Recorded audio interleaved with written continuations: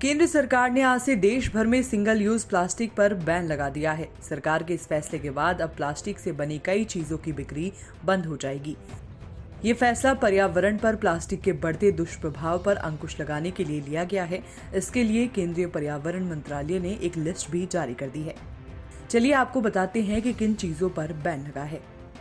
सबसे पहले plastic carry bag, plastic stick वाले ईयरबड्स, गुब्बारे के लिए plastic stick, candy stick, ice cream stick, plastic के झंडे, थर्माकोल, प्लास्टिक की प्लेट, प्लास्टिक के कप, प्लास्टिक के ग्लास, प्लास्टिक के कांट, प्लास्टिक के चम्मच, चाकू, स्ट्रॉ, प्लास्टिक ट्रे, मिठाई के डिब्बों को रैप या पैक करने वाली फिल्म, इनविटेशन कार्ड, सिगरेट के पैकेट, 100 माइक्रोन से कम के प्लास्टिक या पीवीसी बैनर स्टिकर। सबसे पहले ये जानते हैं कि सिंगल यूज प्लास्टिक क्या है। प्लास्टिक से बनी ऐसी चीजें जिसका हम सिर्फ एक ही बार इस्तेमाल करते हैं। बैन का उल्लंघन किया तो क्या होगा?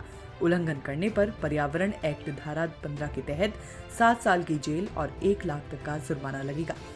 सिंगल यूज प्लास्टिक पर बैन जरूरी क्यों है? देश में प्रदूषण फैलाने में सिंगल यूज प्लास्टिक सबसे बड़ा कारण है। केंद्र सरकार के मुताबिक देश में 2018 से 19 में 30 लाख टन और 2019 से 20 में 34 लाख टन से ज्यादा सिंगल यूज प्लास्टिक कचरा जनरेट हुआ था। सिंगल यूज प्लास्टिक से बनी चीजें ना तो डिकम्पोज होती हैं और ना ही इन्हें जलाया जा सकता है, क्योंकि इससे जहरीले धुएं से हानिकारक गैस निकलती है। अब सिंगल यूज प्लास्टिक का विकल्प क्या है?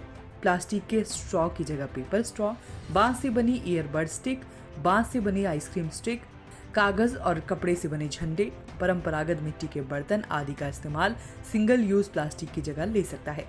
ये बैन सफल कैसे होगा?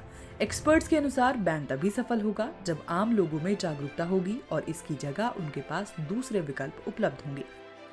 दुनिया के किन किन देशों में सिंगल यूज प्लास्टिक बैन है? इसमें ताइवान, दक्षिण Korea, Bangladesh, Kenya, UK, Taiwan, New Zealand, Canada, France और अमेरिका शामिल है। अगर घर पर इसका इस्तेमाल किया तो केंद्रीय प्रदूषण नियंत्रण बोर्ड के अनुसार घर से अगर सिंगल यूज प्लास्टिक का कचरा निकलता है तो 500 रुपए का जुर्माना लगेगा।